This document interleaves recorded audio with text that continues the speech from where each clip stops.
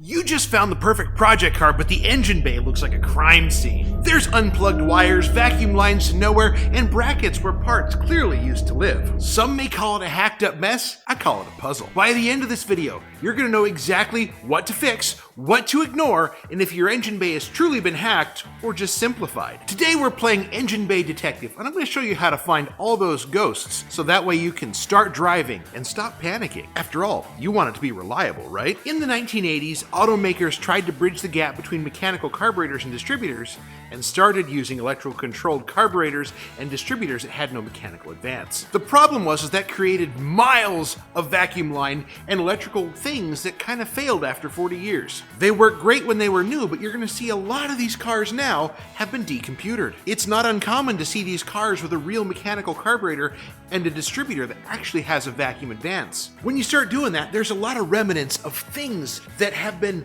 undone, and it takes a fair bit of effort to take that from cluttered under hood to looking much cleaner and simplified like my El Camino. The smartest way these get decomputed is just to use a carburetor and distributor from an older model year. This is an 85, I'm using a carburetor and a distributor that came from a 79. But if you really want to know exactly what's supposed to be there, get yourself a set of the factory service manuals and that'll tell you exactly what's supposed to be there. One more way you can tell exactly what's supposed to be there is if your car still has the emissions tag. That'll tell you all the stuff that's supposed to be there. So first up, let's talk about some of the things that are totally safe to ignore. When you take the air cleaner off, there's a little nub there that looks like it really ought to go to something important, right? After all, there's vacuum lines running to it. And when you look a little bit deeper, there's a nub down there that's similarly sized. You'd think there's something that's supposed to be there, right? Well, there is. And after cars get a few years on them, those pieces specifically disappear at a rapid pace. That's called a heat riser. Basically, it's supposed to assist in helping the car warm up better in cold weather. It connects the exhaust manifold over a heat shield up to the air cleaner, so it's breathing air that's been warmed off the exhaust manifold. You totally don't need it anymore. But if there's any vacuum lines that connect the engine to the air cleaner, you want to make sure those get reconnected or capped off depending on how you're working this. Pro tip, that's a very easy vacuum line to leave off and wonder why you have lean running problems. So you're looking around and you see a radiator that looks really too new to be there, and okay, that in and of itself doesn't look bad, but then you see some zip ties down there that are holding the shroud together. Is that a problem? No, it really isn't a problem, but there is some monster that didn't clip the tails on the zip ties. But what happens is those radiator shrouds are in two pieces as they're made, and they're stapled together. If you ever have to separate them, they are an absolute bear, and just drilling a couple holes and putting some 1/4-20 nuts and bolts or zip ties works just fine. You may also start to see some incredible zip tie engineering in places, like that zip tie holding up on the radiator hose. That was probably done to avoid getting into the bolts on the idler arm over here for the steering. You start to see signs of lubricant and stuff in places like hood latches or hood pivot points. That's usually a good sign. That means someone was cared enough to make sure everything worked correctly. And if you see someone's got, the hood prop 9000, it probably just means the old gas struts have given up. And frankly, this hood is really heavy. I'm not sure those gas struts were ever up to the task. You may start to see things like this conduit here that's falling apart, but after a few years, it just crumbles. When it starts to get warm, it falls apart. If everything's nicely loomed together and still held in place without any signs of chafing wires, you're probably in good shape. But it's only safe if this next part is true. The moment those wires start to show signs of big cracks and getting bare spots and contacting things they aren't supposed to, that's a sign you really ought to insulate them at the very least. And now we start to move into the realm of it may be safe, but you need to verify it first. This is where things like lots of disconnected connectors in the wiring harness. I mean, I got a fistful of these things. How do I know they're okay?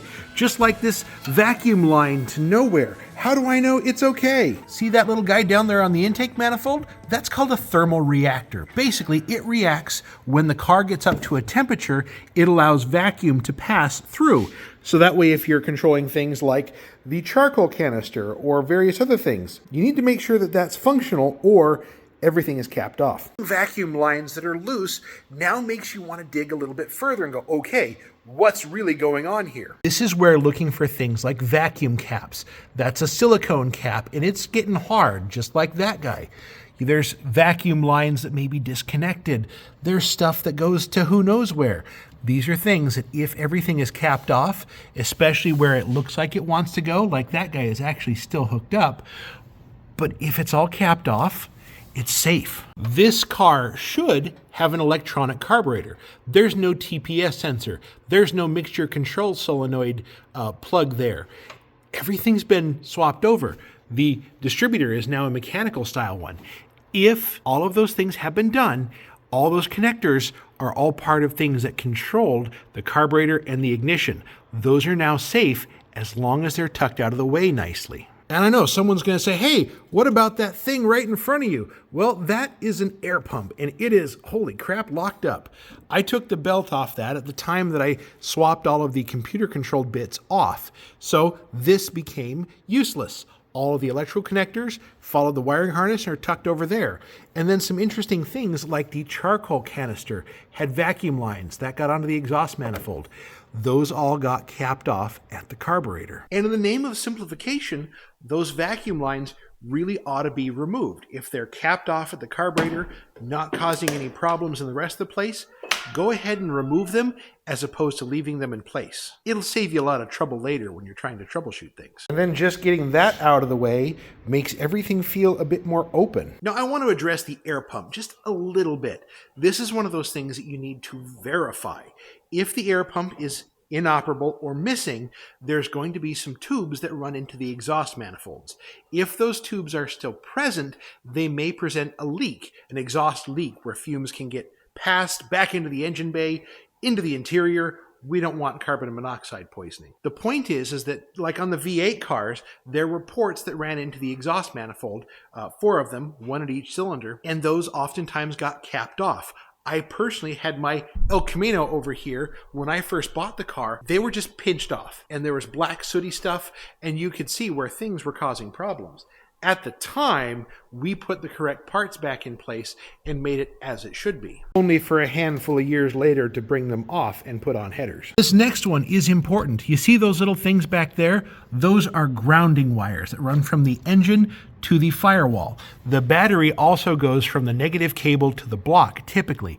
But if you're seeing stuff like this and it's starting to look a little bit green and fluffy, that's a sign you probably ought to pull it off and make sure the connections are good. Go after it with a wire wheel on both the contacting surfaces of the wire itself, because it's like a little flat washer dealie, as well as the point that it connects on the body. Make sure those 2 points are clean and use something like, I use Never-Seize. Anti-seize works great. It's metallic. It allows current to pass through. Some people have a problem with that, but you know something? My stuff always starts and works, so I can't feel too bad. What about that guy? Well, that's the EGR, the exhaust gas recirculation valve. It's got a vacuum line, and under certain loads and certain RPMs and certain vacuum loads, it'll have a diaphragm that pulls up and down and allows exhaust gases to return to the intake manifold. Why did automakers ever think it was a good idea to make it breathe its own exhaust? Beyond me. But the point is that if these are still in place and there's a vacuum line running to them, if they look old, the rubbery diaphragm may be cracked and having a vacuum leak. That is something worth verifying when you're going down this road. As you're going over this, looking at vacuum lines and things, you want to make sure that the vacuum lines that are there and hooked up to things that are important don't look like they're cracked and about ready to die.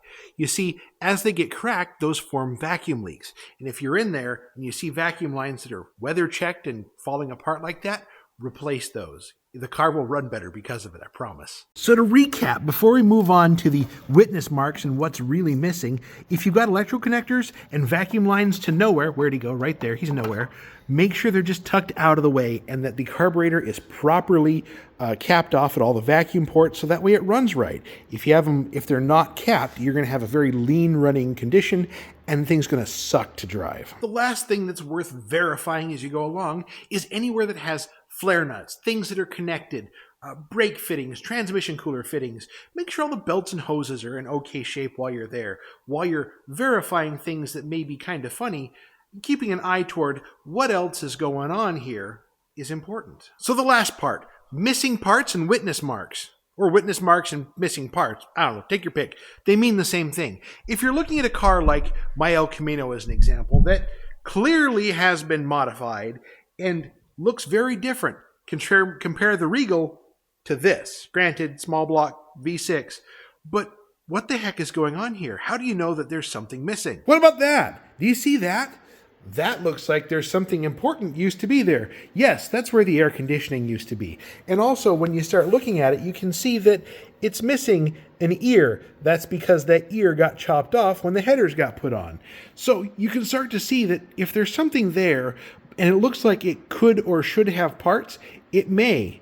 But since there's no air conditioning stuff up there or in front of the radiator, no condenser, it's been removed. And all it says is that some guy's been too cheap or too lazy to modify the rest of the bracketry to make it look right. Now, other witness marks and missing parts. That looks like that used to have something on it. Well, let me get there. Right there. You see that little round thing? That's part of the column shift linkage. And you can see where the column shift linkage used to be there. But with a floor shifter, you can probably assume it's been taken care of. But in that instance, you ought to make sure that at least everything under there looks right.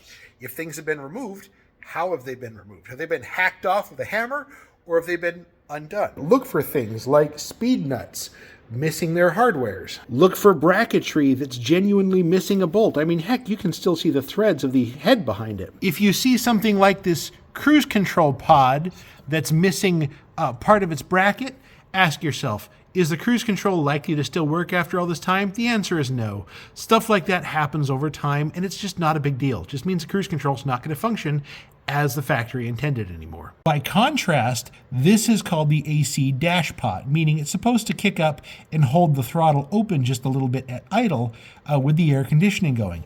It's missing something. But this also isn't the original carburetor because it's been decomputered. So it's probably okay, but you never know. That's stuff worth looking into. Let's say you start to see witness marks like that, where clearly something was there, and the screws are back where they belong, but they're not holding anything. If you've got a connector running to it, odds are it's a thing that used to be there that isn't. It's been disconnected. In this case, it's all part of the emissions and electronic controls stuff. So how would I simplify this? Well, there's a connector that's down on the transmission that controls the electronic lockup torque converter. It's still in place, so I'm going to leave it there just to keep everything clean. But if I undid that, this whole wiring harness could essentially be moved, and I've seen it tucked into the holes of the fender, if applicable. But realistically, just make sure that it's loomed up and not in the way of anything. You can simplify that later, like if you ever have the HVAC out, you can remove the computer.